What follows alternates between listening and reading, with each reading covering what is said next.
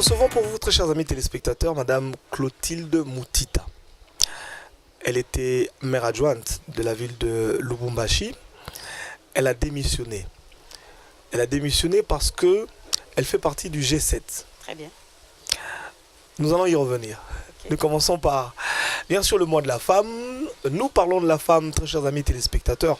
Hier, c'était le 8 mars, la journée internationale de la femme. Madame Clotilde, est-ce que vous pensez aujourd'hui que cette journée vaut encore son pesant d'or? Parce que les femmes, vous demandez la parité. Je crois d'ailleurs que le thème de cette année était parité en 2030, égalité entre l'homme et la femme.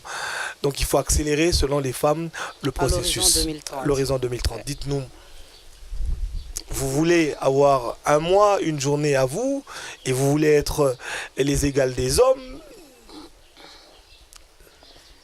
Merci. La femme veut rester femme ou la femme veut devenir homme? Non, là je voudrais directement dire non, parce que la femme ne peut jamais être homme, ni l'homme la femme. Déjà, donc il n'y aura jamais égalité? Je ne crois pas. Parce que Dieu lui-même, s'il a voulu que ça soit ainsi, c'est que c'est la nature elle-même qui a exigé. Et pour cela, moi je voudrais tout simplement dire qu'il y a une évolution à chaque étape, donc les choses peuvent évoluer. Nous ne pouvons pas dire aujourd'hui que nous sommes au point zéro. Avec l'évolution normale, il y a eu une civilisation, il y a eu tout ce temps. Et aujourd'hui, nous sommes en train de parler presque de la globalisation. Donc, quelque part, il y a une évolution à chaque chose. Et par rapport à l'état de la femme, moi, je crois que la femme a voulu peut-être tout simplement rappeler à la vie normale qu'elle devait avoir, parce que quelque part, presque oubliée. Et moi, je dis qu'il y a des pesanteurs par rapport à tout ça, qui peuvent être culturelles, qui peuvent être sociales, mais seulement la femme voudrait tout simplement réveiller la nature humaine, mais malheureusement, l'homme en face de lui le prend autrement. Un seul mois, c'est possible, parce que ceci a une histoire. Mais je crois que la femme vit tous les jours. Les 365 jours sont vraiment récupérés aussi par la femme. Et je la trouve plus active, même plus que la femme. Parce qu'on doit réaliser, plus que l'homme, c'est ce que je voudrais dire.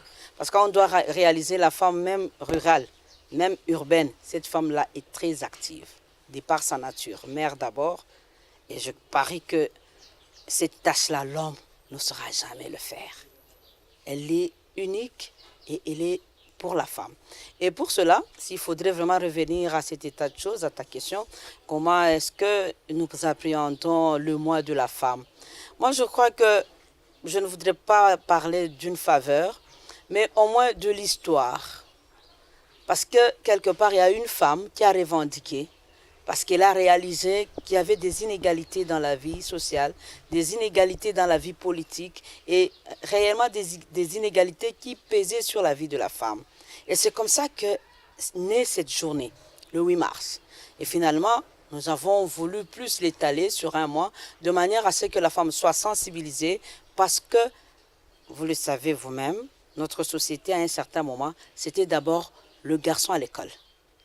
Et la fille était en train de faire la vaisselle, la fille était renvoyée presque pour attendre le mariage. Mais aujourd'hui, on se rend compte que nous ne pouvons jamais parler du développement, surtout un développement durable, sans toucher à la femme.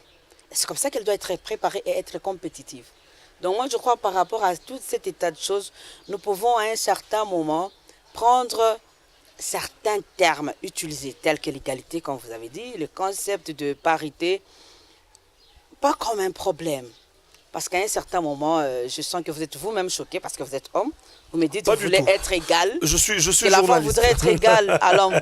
C'est malheureux qu'il y ait des termes. Moi, je voudrais vraiment qu'on puisse vraiment déplacer certains termes, certains concepts, c'est-à-dire que dire que la femme voudrait être égale à l'homme, ça ne sera l'homme reste le chef de la famille. C'est lui le maître. Et la femme a sa position. Moi, je considère toujours que l'homme, c'est la tête et la femme, c'est le cou. Sans le cou, la tête ne tient pas. Et sans la tête qui détient tous les sens presque, il y a les yeux, il y a les oreilles, il y a la bouche qui parle, on ne pourra pas non plus. Donc, c'est une certaine complémentarité. Merci madame. Nous allons aller maintenant tout de suite au développement des questions politiques. Comme je le disais tout à l'heure d'entrée en émission, il y a une question que je voudrais, hein, d'accord, Ok. essayer de vous poser. C'est une question Allez-y, qui n'est soyez pas très à l'aise. d'actualité. Oui. Il y a dans les différents partis politiques, en tout cas pour la quasi-totalité des partis politiques Oui. qui composent aujourd'hui les G7, il y a un dédoublement. C'est-à-dire que bon nombre des membres de ces partis politiques ont dit haut et fort que leurs présidents ne Il les n'aura ont pas pas consulté. consultés Ça a été et répété par contactés plusieurs. avant d'adhérer ou avant de former le G7. Vous êtes membre du G7 aujourd'hui, je pense que vous étiez maire adjointe, c'est Oui, ça? de la ville de Lubumbashi. Et est-ce que vous avez, je ne voudrais pas que vous me répondiez en tant que membre du G7, hein? Très bien. Je voudrais que vous disiez la vérité en regardant la caméra, parce que si vous mentez, on le saura. Ne vous en faites pas. Alors, sincèrement, Oui. est-ce que vos présidents, vous êtes du MSR, je crois, Non, hein? je suis de l'UNADEF. De l'UNADEF. Grand parti cher au président Charles Mwando Simba. D'accord. Est-ce que, au niveau de votre parti politique, avant que M. Charles Mwando Simba ne prenne les engagements avec le G7, vous avez été contacté? Bonne question. Alors là, je voudrais vraiment saisir cette balle-là. Nous avons été au moins par 3 fois très bien consultés. Parce qu'il faudrait aussi qu'on se le dise. À un certain moment, nous sommes tous adultes au niveau des partis politiques. Et les signes des temps doivent se lire. Quand on vous parle en tant qu'adulte, en tant qu'actif au niveau d'un parti politique, vous devez comprendre certains messages. Moi, je crois qu'à ce moment précis où je parle, il y a les militants de mon parti qui sont en train de me suivre. Ils seront d'accord avec moi. Le président national a été, et chaque fois qu'il a été sur le Katanga, le Grand Katanga que je voulais dire, et sur le Lubumbashi, il ne manquait pas de nous réunir.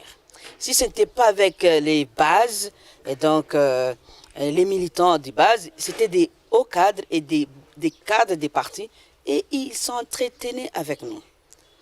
Je vais vous faire un schéma. Imaginez s'ils pouvaient venir nous dire, écoutez, je crois que de l'autre côté, nous ne sommes plus compris.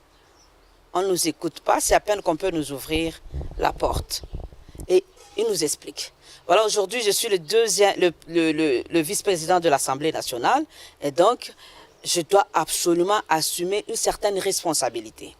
Et comme législateur, nous sommes de l'autre côté, nous devons absolument protéger ce que nous sommes en train de produire, et nous représentons le peuple.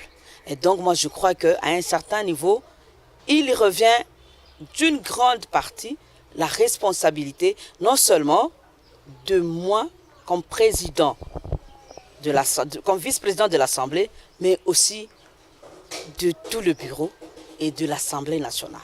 Et c'est comme ça qu'ils pouvaient nous mettre au courant.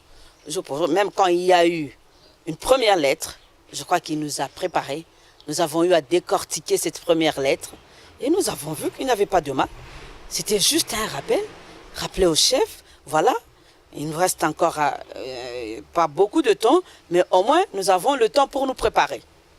Apparemment, cela n'a pas été pris de bon côté déjà. Une deuxième lettre a existé. Pour ma part, je mentirais si jamais je peux vous dire que j'ai eu à découvrir cette lettre, mais je crois que cette lettre a existé. Et lorsque nous avons appris qu'il y a eu une troisième lettre, c'était connu de tous. Imaginez-vous quand vous devez retenir même votre enfant qui voudrait vous parler. C'est vrai, papa est très occupé. Il rentre. Non, on peut attendre papa jusque tard. On va parler avec papa. Papa n'ouvre pas la porte. Papa ne nous parle pas. Une première. Et nous essayons. Mais l'enfant peut s'étouffer à un certain moment. Donc je voudrais tout simplement vous rassurer que M. Mwando Charles, à son temps, président, vice-président de l'Assemblée, a consulté sa base. Et en particulier, la base de Lubumbashi, la base du Katanga, a été consultée. Je voudrais ouvrir avec vous une parenthèse et la refermer tout de suite, Oui. que vous nous expliquiez, du moins pour votre parti politique, comment est-ce que les choses se passent. Hein? Oui, au moins pour mon parti. Voilà, nous sommes aujourd'hui partenaires ou parti politique appartenant à la majorité présidentielle. Est-ce que logiquement vous pensez que les gens viennent dans votre parti politique parce qu'ils veulent Non, appartenir? recommencez un peu. Vous avez dit nous sommes aujourd'hui... Aujourd'hui, partenaire ou un parti politique appartenant à la majorité présidentielle, c'est-à-dire l'UNADEF. Nous ne sommes pas du point. Non, je suis en train de tracer un schéma. Très bien, allez-y. Ok? Il faut clarifier les choses. Bien sûr. Ok, voilà, on va prendre un autre parti politique. Donnez-moi un nom. PVC, ok? Nous sommes le PVC, Ouais. nous appartenons à la majorité présidentielle. Ouais. Est-ce que les gens viennent chez nous parce qu'ils veulent appartenir à la majorité présidentielle Ouais. ou est-ce que les gens viennent chez nous parce qu'ils veulent appartenir à notre parti politique? Ça, c'est la première question. Je voudrais avoir juste votre pensée en tant que femme politique. Voilà, c'est ce qui est malheureusement très désolant sur terrain. On adhère à une idéologie, on adhère à une philosophie. Et donc si c'est un parti politique, comme vous l'avez dénommé PVC, je ne sais pas s'il existe, au moins s'il en existe, ils peuvent adhérer à la majorité, tout comme ils peuvent adhérer au G7, mais c'est par rapport à la vision, par rapport à la philosophie, par rapport à l'idéologie. Mais ce qui est malheureux et vraiment désolant, c'est qu'à un certain moment, nous oublions tout ça. Et moi, je parie que si j'ai démissionné, une des raisons, c'est ma philosophie. C'est la philosophie de mon parti, c'est la vision de mon parti. Vous appartenez à Oui. quelle idéologie? L'idéologie Oui. de la majorité présidentielle ou l'idéologie de votre parti politique? Voilà, j'appartenais à l'idéologie de ce qui est vraiment légal et ce qui est légitime. Qu'est-ce qui a changé? Quoi? Oui, Parce que allez-y. comme parti politique, nous avons des projets de société et nous avons l'idéal que tous nous poursuivons. En ce qui concerne l'idéal, nous poursuivons des valeurs. Et la démocratie, c'est une des valeurs que nous ne pouvons pas échapper. Je crois tous comme parti politique, nous avons applaudi la démocratie. Mais si nous devons marcher sur cette démocratie-là, je crois que c'est une première Qu'est-ce valeur. qui a changé aujourd'hui? C'est la majorité? Aujourd'hui, je suis en train de Ou c'est la vision de votre parti qui a changé? Moi, je crois que la majorité est en train de déraper. Ok. Et c'est ce que mon président a constaté, que nous ne marchons plus sur la voie de la Constitution, sur le respect de la Constitution, sur le respect même de la démocratie. Et c'est comme ça que nous avons balancé. Et c'était la ligne rouge. Et nous nous sommes dit, dès qu'il y aura question d'une révision constitutionnelle, nous ne sommes pas partants. Et je suis très sûr, même les partis qui sont aujourd'hui dans la majorité présidentielle, ils connaissent très bien cette valeur. Et ils en souffrent. Nous devons tous nous dire les choses en face. Et c'est vraiment malheureux. Les valeurs restent les valeurs. La paix, c'est une valeur. La démocratie, c'est une... Mais pourquoi aujourd'hui? Vous n'allez pas dire le contraire. C'est une paix apparente. C'est une paix de cimetière. J'ai posé cette question à votre président tout à l'heure. Ouais. Ce que le peuple Oui. vit aujourd'hui, les antivaleurs que vous dénoncez, ce sont des choses qui ont existé depuis longtemps. Oui, on doit lutter contre les antivaleurs. Je suis tout à fait d'accord avec vous, Ok. madame. Donc je disais, ce que le peuple vit aujourd'hui, il l'a toujours vécu. Vous êtes aujourd'hui dans Que nous voulons l'opposition. améliorer. Je suis d'accord, vous êtes aujourd'hui dans l'opposition. Donc vous êtes venu rejoindre les personnes qui étaient hier contre vous, qui luttaient contre les antivaleurs que vous êtes en train de dénoncer aujourd'hui.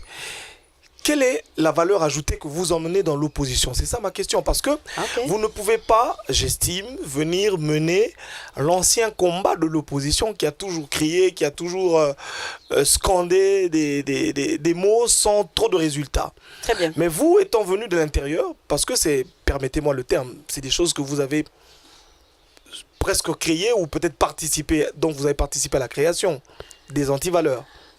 Ce que vous reprochez à la majorité aujourd'hui, Ah oui. vous l'avez fait ensemble. Hein? Alors, le discours, c'est lequel aujourd'hui? Parce que vous savez comment ça se passe là-bas à l'intérieur. Très bien. Alors, quel est le secret que vous emmenez aujourd'hui dans l'opposition pour dire, bon voilà, nous avons participé à la création de ces choses-là, nous savons comment les combattre. Voilà. Ou est-ce que vous allez venir vous faire fouetter comme tous les autres opposants? Parce C'est que bon. j'ai entendu votre président justement décrier tous ces cas d'abus contre le droit de l'homme. Ne t'en fais pas, je n'étais pas là quand vous étiez en train d'interviewer mon président. Bon, Mais ça, là, il l'a dit dans ce la qui salle. est vrai, Ok. c'est que ce qui est juste est juste. Et ce qui est honnête est honnête. Et ça peut se déclarer clairement. Voilà, la valeur ajoutée est celle-ci. Tous nous avons opté, l'histoire de notre pays, le passé, nous avons tous vécu, nous avons déploré. Et il y avait crise de légitimité. Et cette valeur que nous avons tous acquise, et à un certain moment, moi je ne peux pas dire que nous avons manqué. Non. J'ai été en exercice et j'ai travaillé comme maire adjoint pendant 5 ans. Et donc je parie que la réalité aujourd'hui, c'est que à un certain moment, cette liberté-là d'expression, c'est une grande valeur dans un groupe organisé. C'est une grande valeur et on se doit le respect. Et si cela ne se vit pas réellement à l'intérieur, c'est que quelque part, nous sommes en train de glisser. Et le glissement, c'est un mouvement très dangereux. Et c'est comme ça que moi je dis que